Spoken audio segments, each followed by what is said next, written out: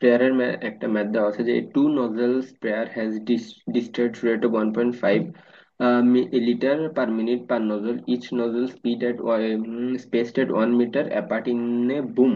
If the speed is 3.5 kilometre per hour, determine the time. তাহলে আমাদের ফার্স্টে কি বলতে বলছে, determine the time required to spray 1.5 hectare of crop field, also determine the amount of liquid. এখন আমাদেরকে দেওয়া আছে কি যে টাইমটা বের করতে হবে, আর কি আমাদের কতটুকু অ্যামাউন্ট অফ লিকুইড স্প্রে করছে সেটা বের করতে হবে।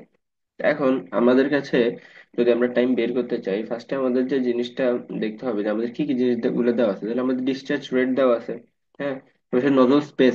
কারণ বলা আছে কি যে দুইটা নজল, এই যে এই একটা নজল, এই একটা নজল, আর এই আরেকটা নজল, এই দুইটা নজল একে অপর থেকে কি 1 মিটার দূরত্বে আছে, অর্থাৎ এই নজলটা থেকে এই নজলটার ডিস্টেন্স কত, 1 মিটার।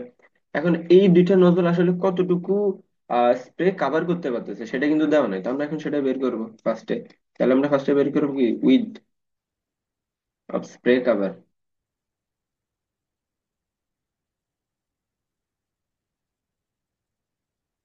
এখন সেটা হবে কি, আমাদের যেহেতু এই নজল থেকে এই নজলটার ডিস্টেন্স, অর্থাৎ আমরা যদি একটা মিডলে লাইন আঁকি যে এতটুকু থেকে এতটুকু ডিস্টেন্স, হ্যাঁ এতটুকু ডিস্টেন্স দেওয়া আছে 1 মিটার। এখন 1 মিটার মানে কি, এই যে আমরা লাল কালার দিয়ে দিলাম এই নজলটা নিশ্চয়ই 0.5 মিটার কাভার করতেছে, আর যে ব্লু নজলটা দিলাম ব্লু কালার, মানে সেও নিশ্চয়ই 0.5 কাভার করতেছে। তাহলে কি হবে আমাদের এখানে যে এরিয়া কাভার, অর্থাৎ লাল লাল নজলটা লাল কালারের স্প্রেটা কি এই ক্ষেত্রে 0.5 কাভার করতেছে, আর কি নীল কালারটা এই ক্ষেত্রে 0.5 কাভার করতেছে, তাহলে দুটোটা মিলে 1 মিটার কাভার করতেছে। তাহলে হবে 1। এখন এই যে লাল কালারের এ পাশেও একটা পার্ট আছে, আবার কি নীল কালারের পাশে একটা পার্ট আছে। এখন লাল কালারটা যদি ডান পাশে, অর্থাৎ এই যে 1 মিটারের মধ্যে যদি 0.5 দেয়, তাহলে আর তার কতটুকু রিমেনিং আছে, 0.5।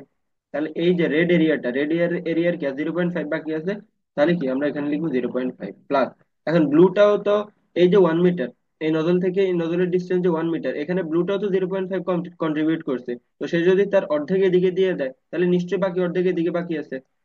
তাহলে কি এদিকে হবে 0.5 মিটার। তাহলে আমাদের টোটাল, এই যে টোটাল যে এরিয়াটা, তাহলে কি হবে 1 metre plus 0.5 metre plus 0.5 metre, তাহলে আমাদের টোটাল যে এরিয়াটা কাভার করছে উইথটা কত, 2 মিটার। এখন আমাদের যে ওয়ার্কিং স্পিডটা দেওয়া আছে,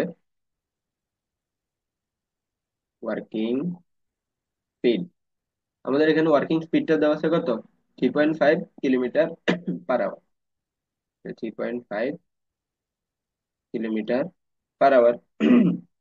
এখন আমাদের ডিসচার্জ রেট, আমাদের যে ডিসচার্জ রেটটা দেওয়া আছে কত, 1.5 litre per minute per nozzle. তাহলে আমাদের টোটাল ডিসচার্জ করতেছে কয়টা নজল, দুইটা নজল। তাহলে আমাদের দুইটা নজলের জন্য ডিসচার্জ রেট কত, 1.5 ইন্টু 2। তাহলে ডিসচার্জ কি হবে, 2 ইন্টু 1.5, কত, 3 লিটার পার মিনিট। এটা হচ্ছে কি আমাদের দুইটা নজলের জন্য, যেহেতু আমাদের একটা nozzle 1.5 litre per minute discharge করতে পারে, তাহলে দুইটা নজল কত, 3 লিটার পার মিনিট। এখন আমাদেরকে ফার্স্টে যে জিনিসটা বের করতে বলছে যে টাইমটা, টাইমটা বের করার জন্য আমার দুইটা জিনিস লাগবে। একটা হচ্ছে কি এরিয়াটা, এখন আমাদের ক্রপ ফিল্ডটা তো দেওয়া আছে যে 1.5 হেক্টর। তাহলে আমাদের যে স্প্রে ক্যাপাসিটি, টোটাল যে স্প্রে ক্যাপাসিটি, সেটাকে যদি আমরা কি আমাদের এই যে ক্রপ ফিল্ডটা বা যে এরিয়াটা সেটা দিয়ে ভাগ করি, তখন আমরা কি পাবো, আমাদের টাইমটা পাবো। তাহলে এখন আমাদের যে স্প্রে ক্যাপাসিটিটা সেটা আমরা বের করি। আমাদের স্প্রে ক্যাপাসিটি,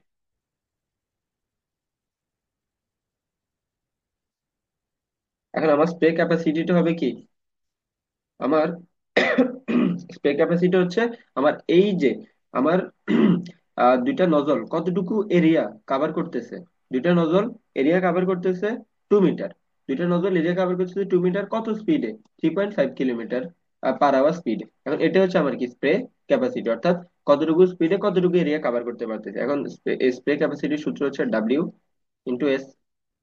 এখন আমাদের এখানে ডাব্লিউটা কত, 2, যেটা আমরা পেলাম এই যে আমাদের দুইটা নজর মিলে কত 2 মিটার এরিয়া কভার করে, আর এসটা কত, 3.5।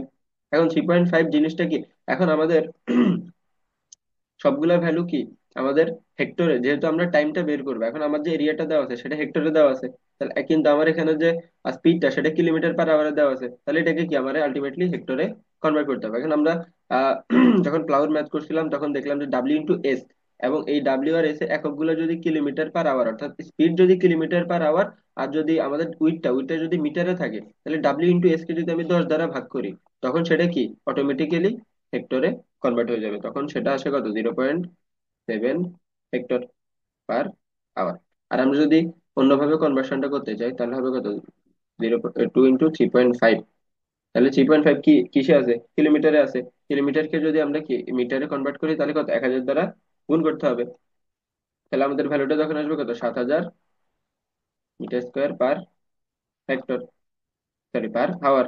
এখন এই যে 7000, 7000কে যদি আমরা 10,000 দ্বারা ভাগ করি, হুম, 10,000 ধরে যদি ভাগ করি, তাহলে সেটা কি আলটিমেটলি হেক্টরে কনভার্ট হয়ে যাবে, 0.7 হেক্টর পার আওয়ার। কারণ 1 হেক্টর সমান 10,000 মিটার স্কোয়ার। এই জন্য হচ্ছে কি আমরা যে মিটার স্কোয়ার পার আওয়ারটা ছিল সেটাকে কি 10,000 ধরে যদি ভাগ করি তাহলে কি 0.7 হেক্টরটা পাবো। আর যদি আমরা এই জিনিসটা মাথায় রাখতে পারি যে spray capacity W into S, W into S এর ক্ষেত্রে যদি সূত্র আমাদের এককগুলো কিলোমিটার পার আওয়ার এবং কি উইটটা যদি মিটারে থাকে, তাহলে জাস্ট 10 দ্বারা যদি ভাগ করি সেটা কি হেক্টরে কনভার্ট হয়ে যায়। এটা হচ্ছে আমাদের হচ্ছে অল্টারনেটিভ। এখন আমাকে যদি টাইমটা বের করতে বলছে, হ্যাঁ, যে আমাদের টাইম, তাহলে আমাদের যে টাইম রিকোয়ার্ডটা, তাহলে টাইম রিকোয়ার্ডটা আমরা কি বলছিলাম, যে আমাদের যে টোটাল ল্যান্ড হচ্ছে 1.5। তাহলে আমার টোটাল ল্যান্ড কত আছে, 1.5। আর আমার হচ্ছে স্প্রে ক্যাপাসিটি অর্থাৎ 0.7, অর্থাৎ আমার টোটাল ল্যান্ডটা আছে 1.5 হেক্টর, আর আমার স্প্রে ক্যাপাসিটিটা হচ্ছে কত, প্রতি ঘন্টাতে 0.7 হেক্টর। তাহলে জাস্ট আমরা যদি ভাগ করি কত পাবো, 2.14 আওয়ার। অর্থাৎ আমার এই যে ফিল্ডটা 1.5 হেক্টর যে ল্যান্ডটা আছে এটাকে কি কভার করতে বা এই পুরাটা স্প্রে করতে আমার টাইম লাগবে কত, 2.14 আওয়ার। এখন আমাকে বের করতে বলছে কি অ্যামাউন্ট অফ স্প্রেটাও কি আমাকে বের করতে হবে। আমার অ্যামাউন্ট অফ স্প্রেটা কি, আমার অ্যামাউন্ট অফ স্প্রেড হচ্ছে, আমি এখন আমাদের দুইটা নজল থেকে আমাদের টোটাল যে ডিসচার্জ রেট, তাহলে দুটা নজল থেকে ডিসচার্জ হচ্ছে কত, 3 লিটার পার মিনিট। এবং আমার যে টাইমটা, টোটাল যে ল্যান্ডটা কভার করতে বা টোটাল ল্যান্ডে আমার স্প্রে করতে টাইম লাগতেছে কত, 2.14। তাহলে এই দুইটা জিনিস যদি আমি গুণ করি, অর্থাৎ কতটুকু আমার ডিসচার্জ হচ্ছে প্রতি মিনিটে, আর প্লাস আমার কতটুকু টাইম লাগতেছে, সেটা যদি আমি কি গুণ করে দিই, তাহলে আমার টোটাল অ্যামাউন্ট চলে আসবে। তাহলে আমার এখানে প্রতি মিনিটে 3 লিটার পার মিনিট ডিসচার্জ হচ্ছে। আর আমার টোটাল টাইমটা কত ছিল, 2.14 আওয়ার। এখন আমার এখানে লিটার পার মিনিট একক ছিল যেহেতু ডিসচার্জ রেটটা, তাহলে কি আমার 2.14টাকে কি 60 দ্বারা ভাগ করে মিনিটে কনভার্ট করবো, তাহলে আমার চলে আসবে কত, 3.85 × 2 লিটার। এটা হচ্ছে আমার কি অ্যামাউন্ট অফ স্প্রে। অর্থাৎ আমার প্রতি মিনিটে ডিসচার্জ হচ্ছে কত, 3 লিটার, আর আমার টোটাল টাইমটা লাগছে কত, 2.14 আওয়ার। এখন যেহেতু লিটার পার মিনিটে ছিল ডিসচার্জ, এর জন্য কি সেটাকে আমরা মিনিটে কনভার্ট করতে 60 দ্বারা গুণ করছি।